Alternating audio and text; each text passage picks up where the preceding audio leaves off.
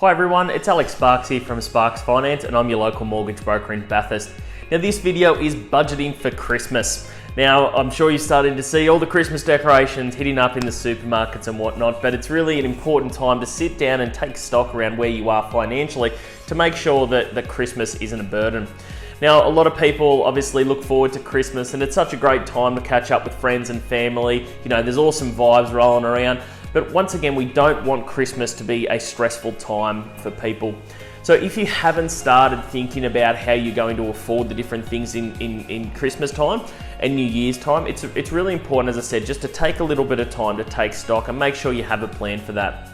Now, the first thing to really do is just be honest about your current financial position. How much money do you have spare? How much money are you expecting before Christmas that you could potentially save? But also too, looking into the next year and just going, what other things do you have coming up? Do you have rego coming up? Do you have other large expenditures that might put you in a really difficult cash flow position? So by being honest about your current position will allow you to allocate the money where it needs to go to make sure you don't put yourself under any financial strain this Christmas. So the first thing we want to sort of look at here is putting money aside, okay? So let's just say that you need an extra, say, $1,000 by Christmas time to pay for all the presents and stuff like that. Breaking that down, and saying, okay, well, I've got, it's sort of, October now, I've got another sort of 6 to 8 weeks before Christmas comes. How much do I need to put aside to make sure that I've got enough money for Christmas? And by doing that, having a separate account means you're not going to touch it. And once again, you're putting yourself and you've got a plan for that funds. Money's not going to hit you straight away, and you're going to be able to really plan that out. So putting money aside is a really great tip. The next thing to do is obviously think about the little things. Now, Christmas isn't just about presents. It's also, it's about food. It's about, Christmas parties. It's about going out, having a few drinks and stuff like that. So all of these little things, if you go out for a work Christmas party, if your boss isn't as generous and puts a little bit of money over the bar or for food or whatever that might be, it's not uncommon for you to go out and you're already spending $100 a night, just on a bit of dinner and drinks.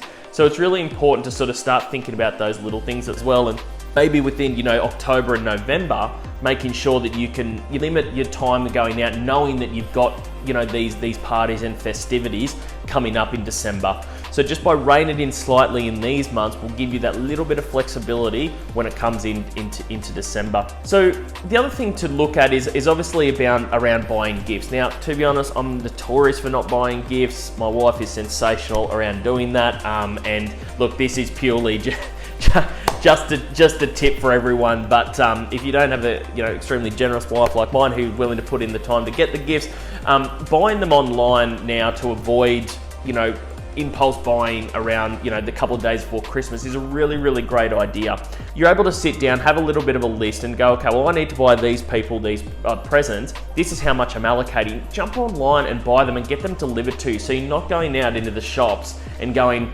oh God, I've got to buy something here. I'm going to double what I do just because I know that's something that they will want. All right, automatically that just blows out your budget.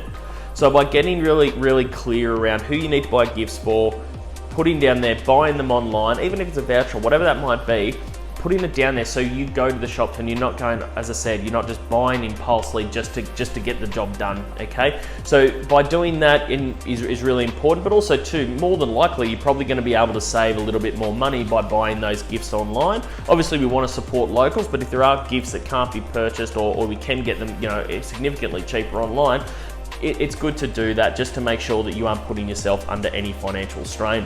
So the other thing too is obviously at the very best, try to avoid the credit card. A lot of credit card debt gets racked up within that sort of December, January festive season because of the things mentioned previously. People are just, don't plan for it. They don't have money put aside. They impulse buy because things are on.